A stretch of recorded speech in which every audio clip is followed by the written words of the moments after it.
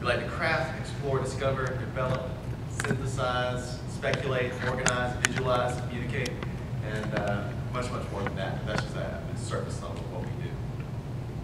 So why are you here as board members? Well, because you're an expert in your field. Two, because you care about sustainability. The third one isn't so much about you, it's kind of more about us, but we need the dialogue and discussion because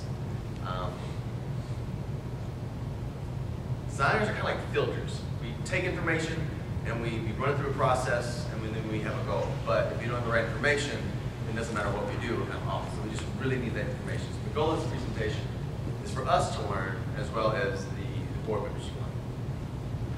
So this is our mission statement. To design and construct an eco-friendly vessel that will collect recyclable plastic cups and bottles at local festivals and return them for a gain of financial assets, to create a marketable item that's suitable for mass production, and be durable, attractive, easily understood, and culturally relevant.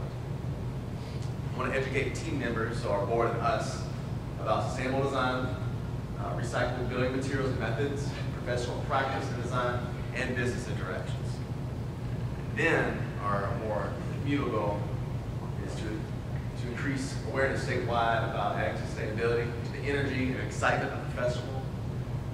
We want to be more about environmental responsibility, and we want to introduce recycling as an alternative and beneficial means to traditional waste disposal. So this is kind of our philosophy. It was coined by Buckminster Fuller. He said, pollution is nothing but the resources we are not harvesting. We allow them to disperse because we're ignorant of their value. So we kind of had this triple bottom line thing going. It came from a book called Cradle to Cradle, and we're going for this triple bottom line, and it is to equally benefit people, equally benefit the planet, equally benefit the businesses. So I had this really cool chart, and if you do some bottom lines between, let's say, social and environmental, just what's bearable. So if you're trying to get the good blend between economic and environment, you're just like, what's viable, what can pass. When you get all three together, that's where you get sustainability when it benefits all three parties. So these are our goals. We want to develop a system with products that complement a consulting services designed to facilitate a festival's ability to become sustainable. So the product, which we're very familiar with, is to design or create a recycling vessel that's to use at local festivals to recycle or collect recyclable goods. We're doing in-depth research and development that will be conducted by our students to give viability to an end result. After intelligent, this is the part, considerate, because we can't have any good considerate thoughts unless we have an outside source, and marketable concepts, we're going to develop them and test them later at local festivals for their effectiveness. And after we get the information back from Festival of Cayenne, we're going to introduce it, re-engineer, relook at our project, and introduce it again at Festival International. So I'm going to give this over to Robert Hircio. He's going to tell more about the system because he is the systems expert on this matter. So, Robert.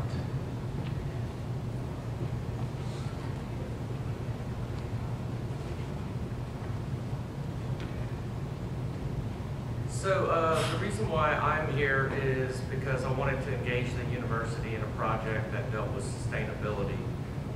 Specifically, my goal was to take advantage of the fact that universities need more revenue, and so I anticipated that the University of Louisiana, like many others, would embark upon a strategy to partner with local business owners, national corporations, and entrepreneurs in order to increase their revenues so that they can help sustain their own university more easily and help offset the budget cuts that are confronting pretty much every aspect of society today, including, unfortunately, education.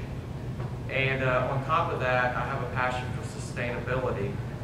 And so my instinct was to reach out to the Industrial Design Department to begin this endeavor.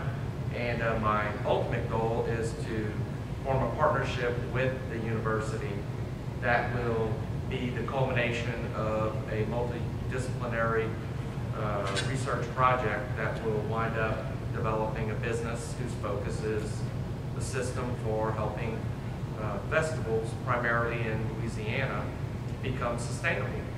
A lot of them already do this to a certain degree because sustainability is a logical thing. It's the logical end game, if you will, for a lot of businesses. And as the world grows smaller and populations increase, this is only accelerating. So as it turns out, the university is pursuing in the near future, hopefully it's not 100% as I understand, but they will pursue an ambitious course of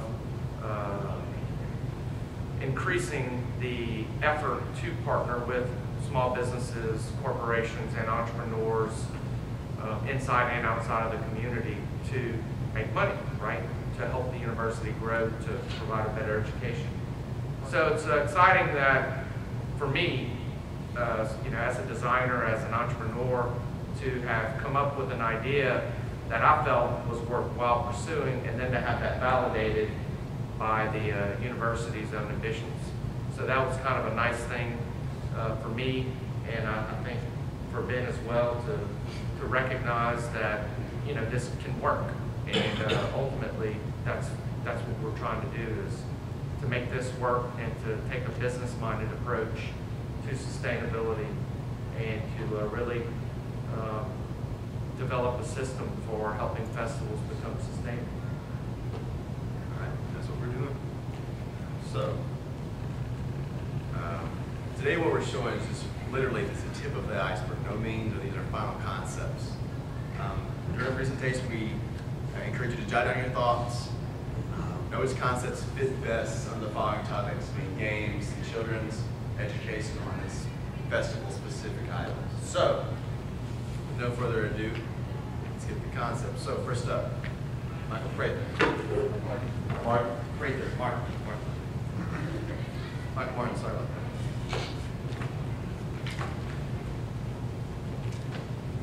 All right, so my first concept is modeled after a crawfish claw. I wanted to bring in the cultural aspect of the crawfish that is in Louisiana. What this object does is you put the aluminum can right here into the crab claw ends, and then it'll crush it when you pull this lever right here.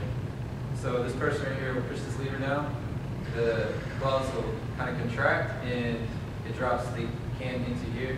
And that maximizes the amount of volume you can stick inside of the aluminum receptacle.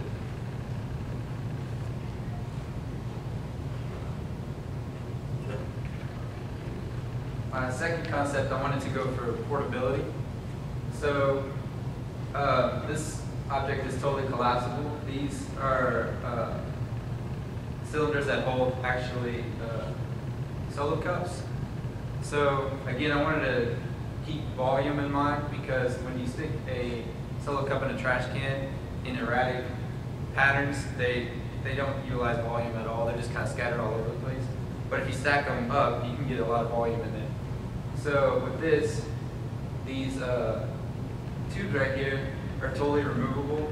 Once you're done with the product, you can actually take these out and put them anywhere. But when you're using it, you just stack the cups inside of each cylinder as to maximize the volume. And then when you're done, it also fans back in and collapses.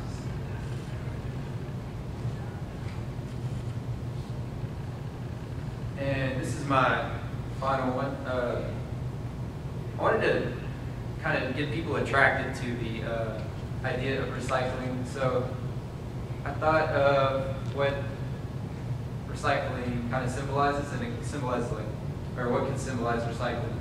And I thought of a flower, like a blossoming flower, something that symbolizes life. So the thing with this is, you drop the cans in, and the heavier it gets, the object blossoms out, pushing it out on each side with the weight that's inside of the initial shape. So it starts out like this, and then by the time it gets fully filled up with aluminum, it blossoms out into this shape. And that's it.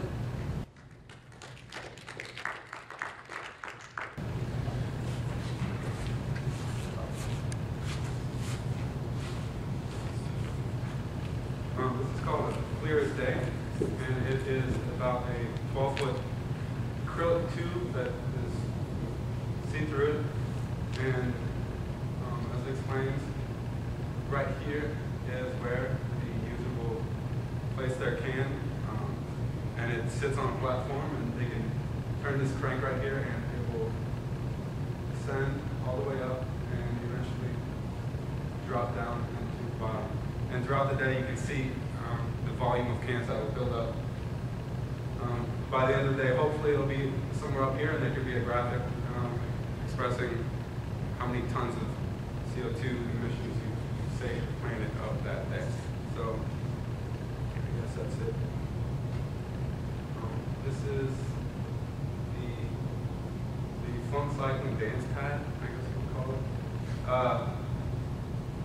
The user will stand on top of the pad, and this is the recycling vessel. You deposit your recyclables, and every 3 or 4 times or so a recyclable is deposited, it'll go off, and the speakers will play disco music, and the pad will light up and flash lights. So it'll be a really fun thing for a lot of people to get together and do. And if you are really into dancing, you might go around looking for recyclables to pick up just to deposit and have a good time.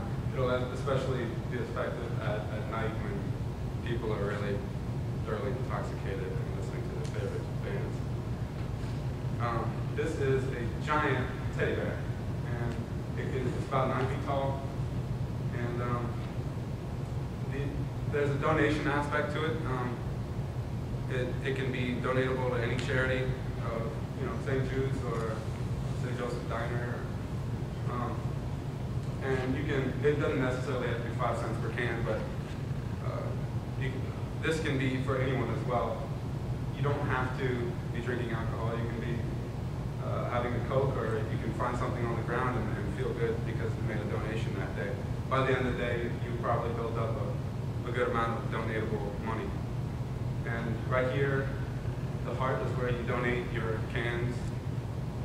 It only fits cans, so you can't put any other trash in there. That's about it. It'll be made out of like a fiberglass or paper mache type thing. And there's also the possibility that when you deposit your can, it'll give you a big hug before you walk away. And in the back, there's a latch you can hold out your canister.